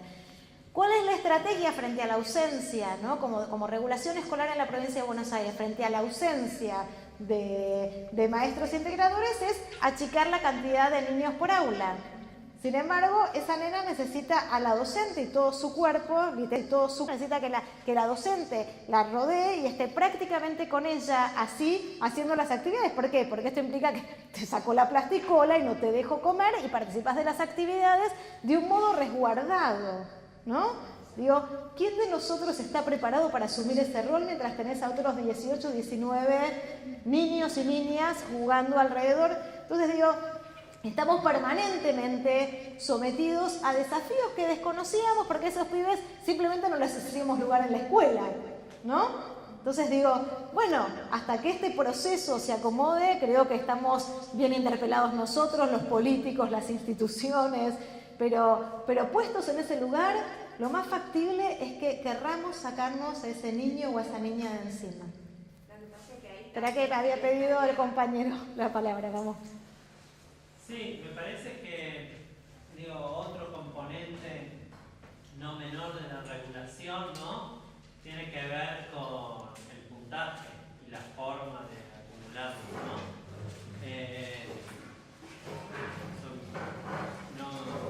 Esto de acumular papelitos, acumular decenas de papelitos anuales de ir a conferencias, cursos, etcétera, de a 10 horas cada uno, ¿no? Que suman muchísimo más ese tipo de cosas, donde tal vez la actividad reflexiva, ¿no? E intelectual es realmente baja, porque, bueno, no hay dispositivo pedagógico que aguante para en 5 horas poder generarla, frente a poder tener procesos de reflexión largos en los que el puntaje que dan, por ejemplo, es bajísimo. En comparación, tal vez uno da 2 puntos, está 2 años realmente haciendo un proceso de reflexión sobre la propia práctica y teniendo que poner el cuerpo, ¿no? y exponerse en qué falló de mi propia práctica para poder transformarla. Y que también, a pesar de que en los últimos años fue aumentando, lo que vos decís sigue pasando aún con situaciones poco novedosas en los 70s. Hasta hace 10 años, el relato de buena parte de los y las docentes que yo he entrevistado aquí en Santiago es que salían a las escuelas, sobre todo primarias adultas, por ejemplo, y era todo novedoso. Con cosas que estaban registradas en la literatura hace 20 años, porque no había observaciones, no había prácticas, porque los dejaban en el aula solos sin que nadie los observe. Entonces, si no tenemos, si así formamos también, a los docentes, también es poco esperable que haya procesos de reflexión entre el estudiantado, ¿no? ¿Cómo vamos a generar reflexión en las aulas que pueda hacer una transformación, ¿no? Sobre cómo atravesar mejor el sistema educativo, cómo atravesar mejor estas desigualdades, si lo que le estamos enseñando a los docentes es acumular papelitos y capitales escolares, pero no te piensas nada sobre vos? Yo me voy a centrar en los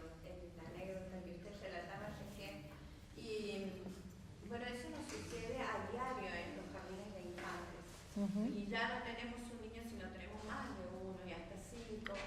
Y realmente los niños necesitan del apoyo de una maestra, pero realmente no todos pueden llegar a tenerla, ¿no es cierto?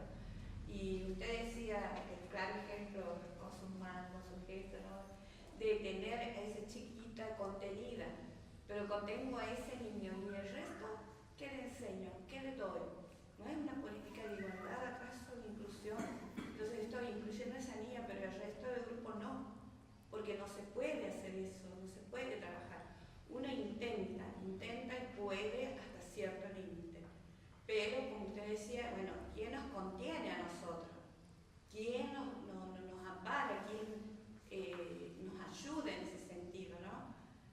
O sea, tampoco tenemos maestras celadoras, somos nosotras solas dentro del aula, dentro de la sala. Y bueno, y es una problemática que se va acentuando cada vez más.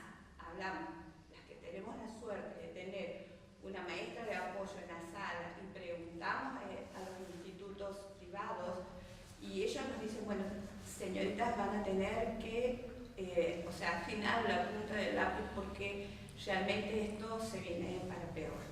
No sé a qué se debe que haya tantos problemas de aprendizaje, a qué se debe a que los chicos no tengan lenguaje, a que haya tantos problemas de conducta en la sala. Pero esa es nuestra realidad y así trabajamos, ¿no? Entonces sí, prestamos más atención al niño que necesita, pero ¿y el resto? Bien. Yo me quería unir al comentario que hizo la señorita con respecto a la mirada que tiene el docente hacia los niños de exclusión de, no sé qué término, qué concepto pusiste para que cobra la asignación. Yo creo que no todos tenemos que estar en la misma mirada todos los docentes, porque cada uno es una persona y mira diferente. Trabajo en 2 lugares, en una zona rural, donde tuve ese niño sin zapatillas, y hoy tengo niños con zapatillas gracias a la asignación universal. Lo que yo hago, como decía el colega, es capacitarme, no juntar los restos, capacitarme para ver qué herramientas brindo yo desde mi práctica docente para crear una mirada o insertarlo en el mundo del niño. Les he enseñado, tengo proyectos donde ellos conocen la naturaleza de sus problemas, no solamente niños, sino la familia, donde les enseño a hacer su huerta, a criar pollitos, cómo tienen que criarlos, cómo tienen que llevar un veterinario. Hemos hecho proyectos interdisciplinarios y en red con el INTA. Ahora el INTA les provee los pollitos, les provee. No está en la currícula, no me está permitido algo. También tengo chicos con problemas de necesidades educativas a las cuales yo de mi bolsillo pagué el psicopedagogo, el psicólogo que me acompañe en el aprendizaje del chico. O sea, no todos los docentes tenemos que ser, o en el conurbano de Buenos Aires, no sé cómo trabajamos, pero yo trabajo en el conurbano de la ciudad de Santiago del Estero y en la ruralidad, en los 2 lados. Y en los 2 lados entrego mi alma. Esa es mi mirada, porque amo la docencia. Es más, la docencia económicamente a mí me da peso, pero me hace feliz. Eso es el Sí, a mí me gustaría retomar algo que tiene que ver con la mirada sociológica, aporta una mirada sobre las desigualdades, pero también sobre las regulaciones sociales, ¿no? Nosotros mirábamos, decíamos, bueno, en primaria hay 10.500.000 de pibes, tendríamos que tener cuántos millones de docentes voluntaristas decididos a poner sus, ¿no? La regulación, mirar las regularidades implica distanciarnos de nuestra propia también experiencia, está lleno de experiencias de resistencia súper interesantes en el sistema escolar, que hay que rescatar, que hay que valorizar, que hay que poner en el centro de la escena, que operan en el marco de condiciones de trabajo que no siempre generan las mejores condiciones para que eso suceda más sistemáticamente, ¿no? Yo creo que pero en otros casos no es paliar, yo creo que en otros casos es la construcción y el equipo no está. pero lo que yo creo es que la construcción de nueva subjetividad, nosotros no podemos pasar por alto que tuvimos desde los años 70, ¿no?, políticas de empobrecimiento, de apertura de los mercados, de destrucción del mercado interno, una pequeña primavera democrática, políticas neoliberales, endeudamiento externo, 2 dígitos de desocupación, una competencia feroz, ¿no?, por acceder a puestos de trabajo a como den, ¿no? Digo, eso marcó nuestras subjetividades. Nosotros no podemos pensar que, bueno, cambian un poco las políticas y tenemos otros agentes en las escuelas que aquellos que sentían que los de los países limítrofes nos venían a robar el trabajo y a robar el lugar en el hospital público y a robar, ¿no? Entonces digo, esas transformaciones, nosotros sabemos que las transformaciones en el sistema educativo son de largo plazo, ahora cuando nos toca vivirlo no lo soportamos, ¿no? Entonces yo digo, entiendo que en el día a día es muy difícil salirse de estos dilemas, ¿no? Pero digo, me gustaría que aunque sea podamos ponernos como horizonte, no tener que pensar si el pibe o la piba con Prader Willy o los otros 19. Me gustaría que tendamos como utopía a que sean los 20, ¿no? Digo, si no, estamos resignando aquello por lo que venimos peleando, que es seguir reclamando por condiciones de trabajo docente dignas, que en el trabajo docente históricamente nunca fueron solo salariales, jamás fueron solo salariales.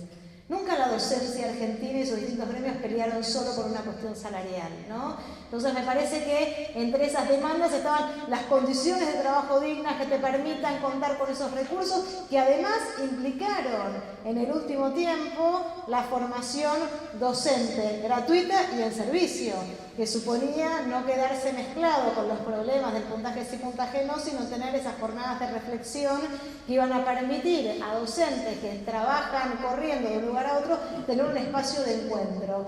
¿Cómo funcionaron? Ni quiero saber. Digo, debe haber escuelas llenas de situaciones de catarsis que no lograron avanzar de ahí, pero hay que aprender a construir esos procesos. Entonces, si son de largo plazo, son de largo plazo y hay que construir ese tránsito, nos cueste lo que nos cueste, ¿no? Diciendo que era impensado que tuviéramos esta sentencia de debate por leyes que al final la vamos resolviendo bien, aparentemente. No sé, veremos cómo se resuelve. La ley de fertilización asistida, la ley de matrimonio igualitario y ahora la ley de aborto. Espero que se resuelva finalmente como dijo hoy Toletti, 40 votos a favor, son 64. Tiene una buena perspectiva, pero bueno, en función de eso, yo trabajé mucho tiempo acompañando a docentes en primaria y una sola vez me tocó escuchar a una maestra de 4º grado en la ciudad de La Banda, que es la ciudad cruzando el río, decir que había unos niños provenientes de la comunidad romaní, o sea, gitanos, en el aula. Los 2 hermanos con diferencia de edad en el aula y que bueno, ella lo destacaba porque eran velocísimos en matemática, que antes de que ella pusiera el problema en el pizarrón, que tenía pánico de equivocarse en la consigna porque ellos la resolvían en el aire. Pero que cuando tenían que consignar el registro de las operaciones, ahí hacían agua y era muy cuesta arriba explicarlo, pero bueno, que destacaba que eran lucidísimos y súper sociables. Y en particular, ella me decía, si no hubiera sido por la UH, ellos no estaban acá.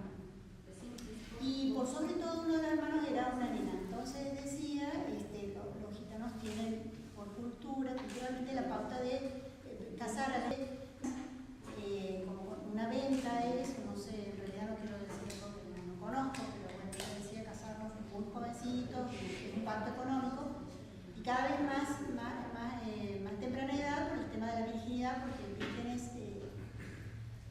mayor, digamos, el beneficio económico.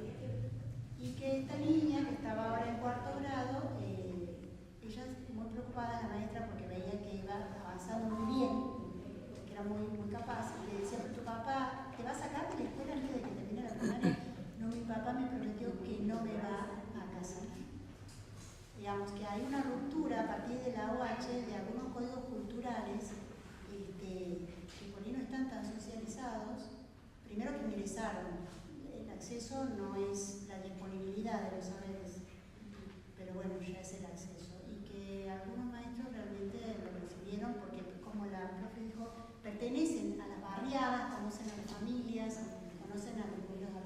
sociales y en algún punto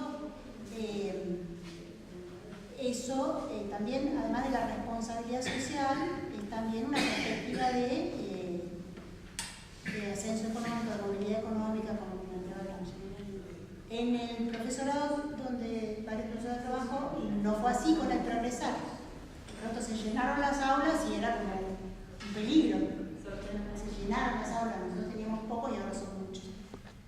Y ahora, por ejemplo, con el aborto, para plantear... ¿Era un peligro? ¿Por qué? No entendí.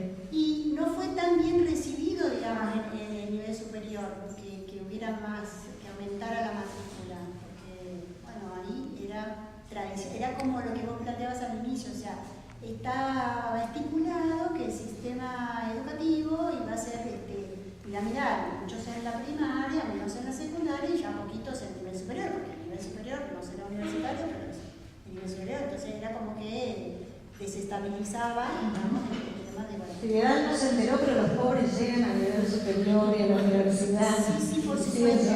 Por supuesto, pero fíjate que acá, para hacerlo bien ecléctico, así como lo estuvimos viendo, acá todos los diputados menos una votaron en contra del aborto. Y todos los senadores ya adelantaron que van a votar en contra. En el nivel secundario, los profesores en general, los que conozco, están hablando en las aulas en contra del aborto. Y en el nivel superior, directamente los estudiantes no quieren hablar del tema. Los estudiantes del nivel secundario reclaman tener la ESI, no la tienen, no la han tenido. A pesar de que la ley de ESI tiene 12 años. Y a pesar de que somos una de las provincias con mayor cantidad de muertes, etcétera, por aborto, y otra serie de condimentos así bastante terminales también.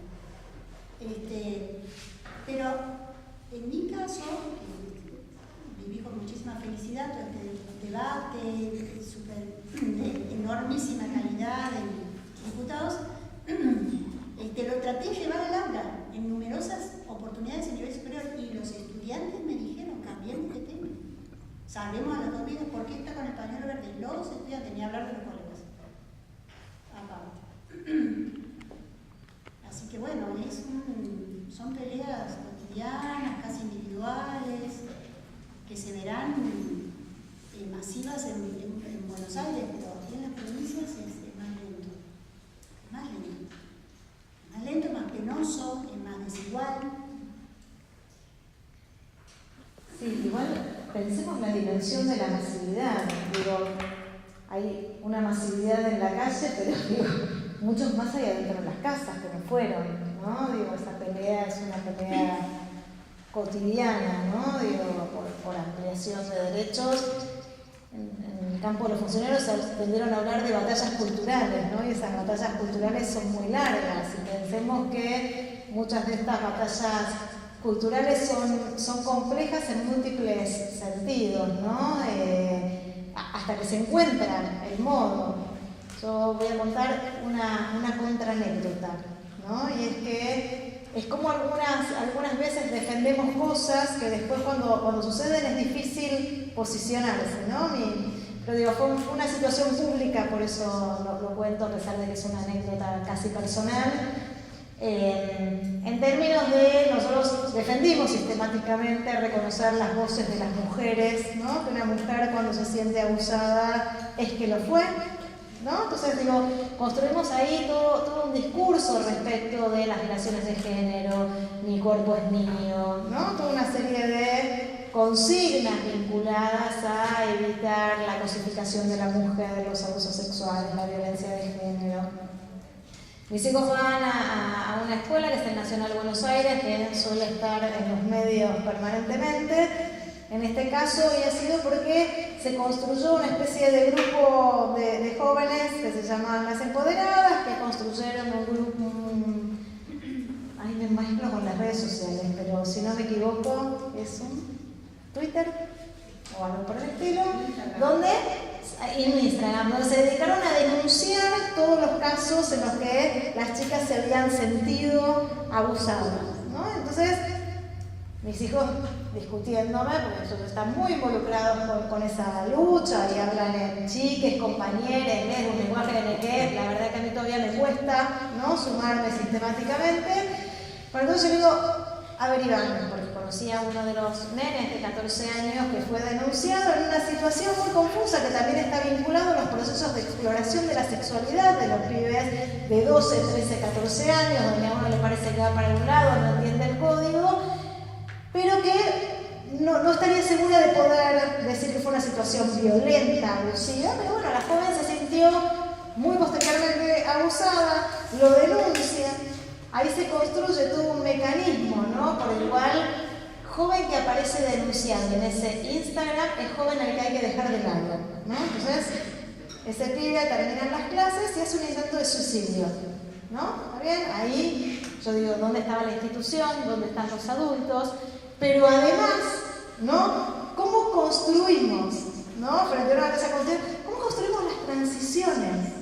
¿No? Digo, qué difícil esa construcción de las transiciones, donde uno siente que todo el tiempo se te van, ¿cómo te creo? Porque fue muy verídico, porque, ¿no?, las cosas se te van de mano. Y entonces le digo, Iván, me mostrás, yo quiero ver ese Instagram, entonces me muestra. Entonces había relatos de escenas muy impactantes de violencia, de género, y ese tipo, yo decía, y me robó un beso. Y digo, ¿será que hay que pedir permiso? Uno tantea y en ese tanteo le pareció que el otro accedió y le dio un beso, pero no le quería. ¿No? Digo, esas pruebas que son pruebas de vinculación con una sexualidad desconocida. O los códigos, aparecieron muchas denuncias de situaciones que habían pasado 4 años antes. Y yo digo, ¿cómo juzgás con parámetros de hoy un pibe que se puso pesado? No era un pibe que la seguía, y la fue, le buscó a la casa y le tocó el timbre, en un contexto donde, bueno, en las seducciones, la insistencia masculina, ¿no?, lo que tradicional y convencionalmente y súper estereotipadamente entendíamos, las minitas son histéricas, ¿no? Y era casi un valor que el tipo te siga y te siga y te siga. Digo, ¿cómo juzgás, ¿no?, con 4 años de distancia, este cambio de códigos culturales? Digo, estas son unas transiciones que hay que bancarse, ¿no? Digo, si lo que uno propone es un cambio cultural, bueno, ¿cómo son las transiciones? No lo sabemos, ¿no? Hay que ir construyéndolas, tratando de evitar esos niveles de sufrimiento, ¿no? Digo, no me parece que una transición tenga que llevar a un intento de suicidio, me pareció de un nivel de gravedad, de una falta de adultos, de una falta de instituciones disponibles, pero bueno, digo, estos procesos son así, ¿no? Digo, son un poco desarticulados, sí. Sí, no sé, después quisiera decir algunas cosas, pero cuando vos termines todo lo tuyo, porque no sé si aporto o no, he trabajado como maestra de grado en el campo, en la ciudad, en el pueblo, y después como profesora de inglés en nivel terciario y en nivel secundario. Y no sé si aporta, bueno, pero lo intento. Mira, con respecto a los docentes, me he encontrado con maestras muy entregadas y con profesoras muy entregadas en el pueblo y en la ciudad. Y en el campo no. Poco, o sea, lo que he encontrado mucho es, en algunas, desprecio hacia la familia campesina, la burla, no todas, por supuesto, ¿no?, que ha habido maestras muy entregadas.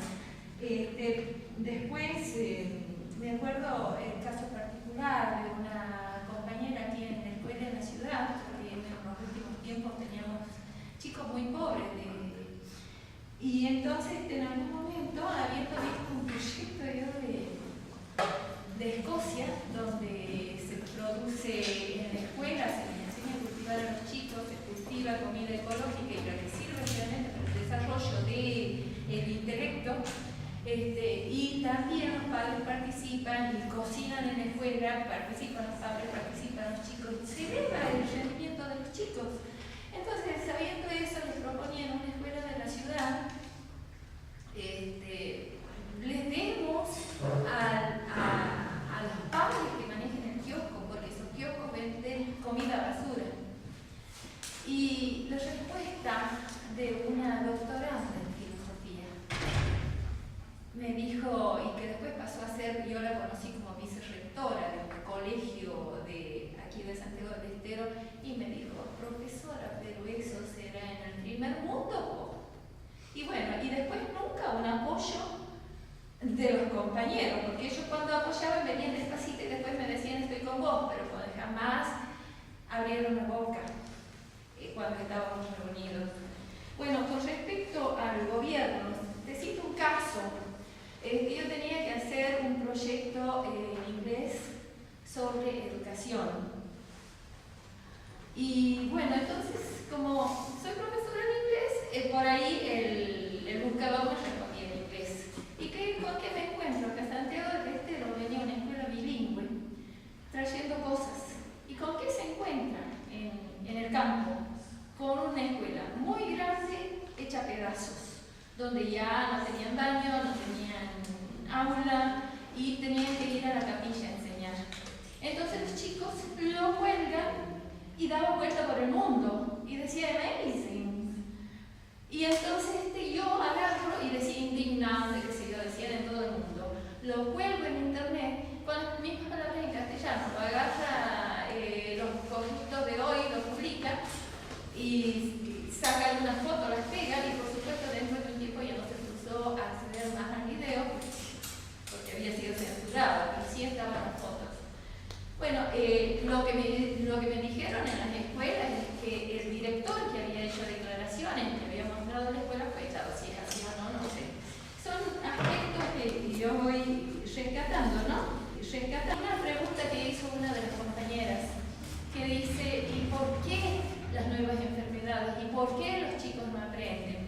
Yo, más o menos a finales de los 90, empiezo a ver los efectos de la tecnología.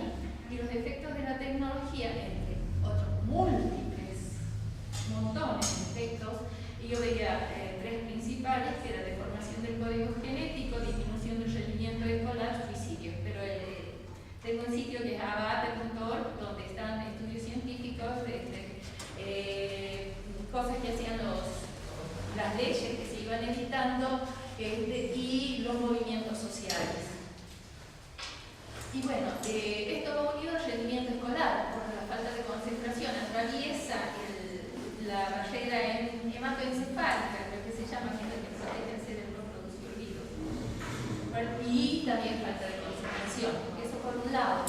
Y también calienta todas las zonas del cerebro y con múltiples consecuencias, síntomas y enfermedades que en ese sitio ustedes lo pueden encontrar. Bueno, esas tres cositas de que quería, a lo mejor contribuya algo. Eso es todo lo que quiero decir, porque si empiezo a hablar nunca termino. Yo lo que quería, más allá de preguntar, consultar, cuando usted proponía sobre los tres puntos que cita de Fleury en cuanto a la constitución normativa, la constitucionalidad y la subjetivación, y establecía que la desigualdad es acumulable en el alumno. Lo que yo decía son dos cosas distintas. Una, el esquema de Fleury sirve para pensar las consecuencias sociales de las políticas públicas. Mirar cómo operan en el mundo real implica mirar como esas tres dimensiones que no siempre son convergentes, ¿no? Uno cree, 1, 2, 3, cambió la ley, cierro la ventanilla, empieza un universo nuevo. Y la verdad es que esos procesos son complejos, ¿no? Entonces, no alcanza con la normativa para cambiar las prácticas a veces producen creaciones de normativas, pero las prácticas las preexisten. Entonces digo, pensar menos linealmente en los procesos de la política. Y lo que refería respecto de la acumulación de desventajas, lo que estoy diciendo es, las desigualdades son múltiples esferas, y esas esferas tienden a converger en algunos lugares que tienden a sumar una desventaja tras otra, ¿no? Yo digo, uno puede decir, bueno, la desigualdad es socioeconómica, bueno, pero dos tipos que ganan lo mismo de poco, el que vive además en un territorio marginado que se inunda suma otra desventaja, ¿no? Y estas dos desventajas operan como una nueva acumulación de desventajas para el acceso a la escuela, porque entonces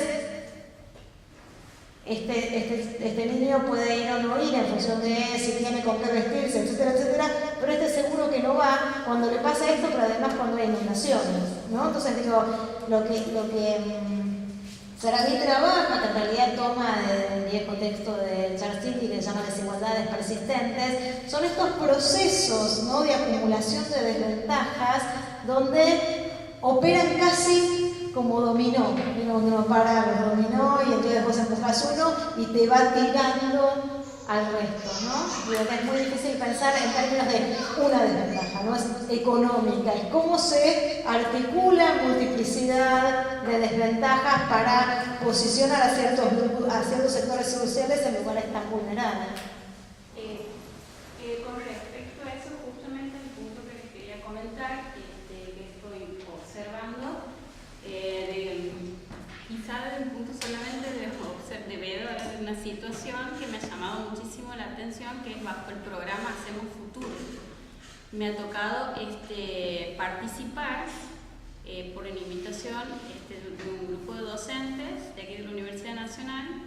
Yo no soy docente, soy psicóloga, y me ha tocado puntualmente visualizar, digamos, cuando la escuela o las instituciones educativas dejan ser, para mí, factores de protección y llegan a tener la contracara. No sé si conocen el programa Hacemos Futuro, que antes era Argentina Trabaja y Ellas Hacen, ahora cambia con o sea, en vez de trabajar antes, digamos, tenían un seguro social, creo que se denominaba, una paga de 4.000 pesos, que ahora cambia, que en vez de trabajar, ellos tienen que participar en cursos que son capacitaciones, digamos, obligatorias.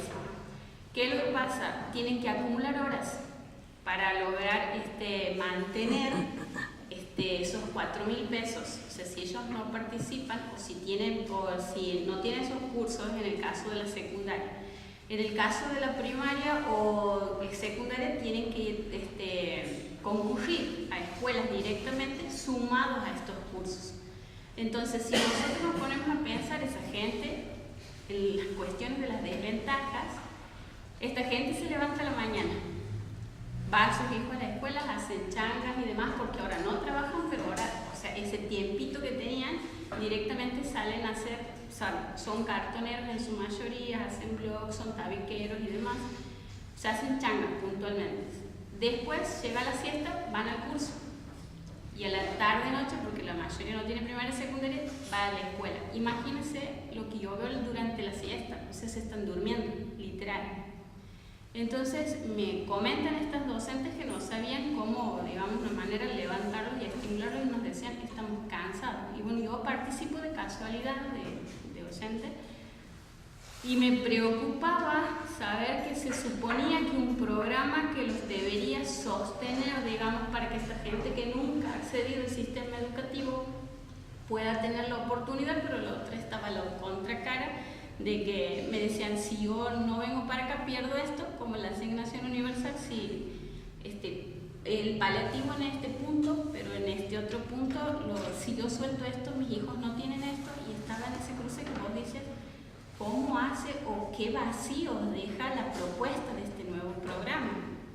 Porque si vos estás exigiendo determinadas cantidades de horas para que ellos puedan sostener, se siguen creando desventajas desde otro punto de vista. Entonces no hay seguros, no hay ningún seguro social ni de 4.000 ni de 5.000 que les permita ni siquiera estar en la casa directamente, porque he visto más de unos que en los cursos de capacitación iban con los hijos en el curso de capacitación de peluquería, donde está prohibido la entrada a menores por las cuestiones electrónicas y demás. Entonces, mi pregunta era el desafío que tenían ese grupo de docentes que han asumido estos cursos, que les tocaba encima la mayoría de la siesta o a la mañana, que me decían, no sabemos cómo enseñar, o sea, o los pocos que habían, decía, porque hay gente que directamente, algunos no saben ni leer ni escribir. Es un buen momento. Es muy heterogéneo, ¿no?, el grupo. Entonces están en esa encrucijada, creo que no tiene ni 3 meses el programa. Se ha hecho el cambio. Entonces la mayoría de la gente, porque son gente mayor, lo bueno de esto es que ninguno quiere dejar. o sea que está al otro lado del factor de protección de la parte educativa, que me parecía que están estos espacios muy importantes, porque si bien parece una catarsis única de todos quejándose, que dicen no puedo llevarlo a mi hijo, no puedo hacer esto, pero a la vez quiero venir porque es mi espacio. Entonces, no sé en qué punto interviene el Ministerio de Educación, es mi pregunta, ¿no? Por fuera. No conozco ese programa Perdón, nuevo. ¿puedo Pero... sumar algo? Sí, no, solo quiero decir una cosa para despejar. Digo, no lo asimilaría a la asignación universal por hijo, que se estaba proponiendo garantizar el derecho a la educación obligatoria, ¿no? Digo, me parece que es bien distinto a esta otra lógica que imagino supondrá que si te formás, después conseguís trabajo y todo lo que lleva implicado no mirar el mercado de trabajo, ¿no? Y creer que el problema es la educación. Pero me parece que son dos lógicas distintas. Hay muchísimos chicos recibidos de los programas, o sea, muchos secundarios y terciarios que, bueno, ahora se han insertado al mercado que el compañero decía que tenían que ahora sumar puntajes para ver si ingresaban a la parte de educación también. Esa es otra cara de esta gente que ha salido incluso de esos programas. ¿De qué Sí, programa? pero incluso hay algo anterior respecto a la educación obligatoria. ¿Hasta qué punto, no, desde quienes conducen el sistema se está mirando quiénes hoy, por ejemplo, irían a una oferta de jóvenes y adultos? Digo, ¿es realmente, se condice con la demanda sostener una oferta vespertina hoy, por ejemplo? Digo, cuando buena parte de la oferta de jóvenes y adultos tiene que ver con chicos de 14 años que no los dejan ir a las primarias comunes. Y entonces, por un lado, firmamos resoluciones que los sacamos de las primarias comunes porque tienen 14 años, pero por el otro lado, les decimos que solo pueden ir a la noche. Entonces, esta gente tal vez también, hasta qué punto el trabajo que uno consigue solo de mañana, porque el mundo, como vos decís, cambió desde los 70 hasta hoy, no necesariamente ya se trabaja solo de mañana o a la siesta, entonces operan, como más cosas todavía. Para mí la pregunta era más clara el desafío educativo para esta población, digamos, que queda por fuera de los sistemas formales, o sea, hasta donde uno... No, claro, lo que voy es que el desafío no es solamente para los capacitadores, sino también para los y las docentes del turno noche, sí, que tampoco está ofreciendo una oferta que vaya con las demandas. No conozco el programa, no tengo respuesta. Lo que me parece es que lo que habría que pensar es cuál es la lógica del programa. Así no lo entiendo. Me parece que la única lógica es la teoría de capital humano y te tiraron por la gente pensando que en algún momento, pero también me parece como educadores que la posibilidad de tener a la gente puede ser aprovechada, ¿no? Y que hay que aprender a trabajar con esos públicos heterogéneos que te permiten alfabetizar a algunos mientras haces otra cosa con otros. Pero la verdad que no conozco ese programa. Sí, otra opción es articular con las escuelas de la noche. sí.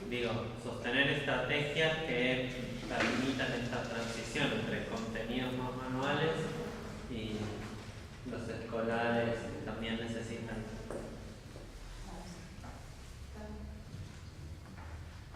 Bueno, vamos a ir cerrando. Les agradecemos muchísimo la participación. Evidentemente el debate podría continuar, Nora va a seguir trabajando mañana, así que le vamos a aprovechar para hacerle un obsequio desde la cátedra a Nora por la conferencia del día de hoy. Les agradecemos haberlo salido antes.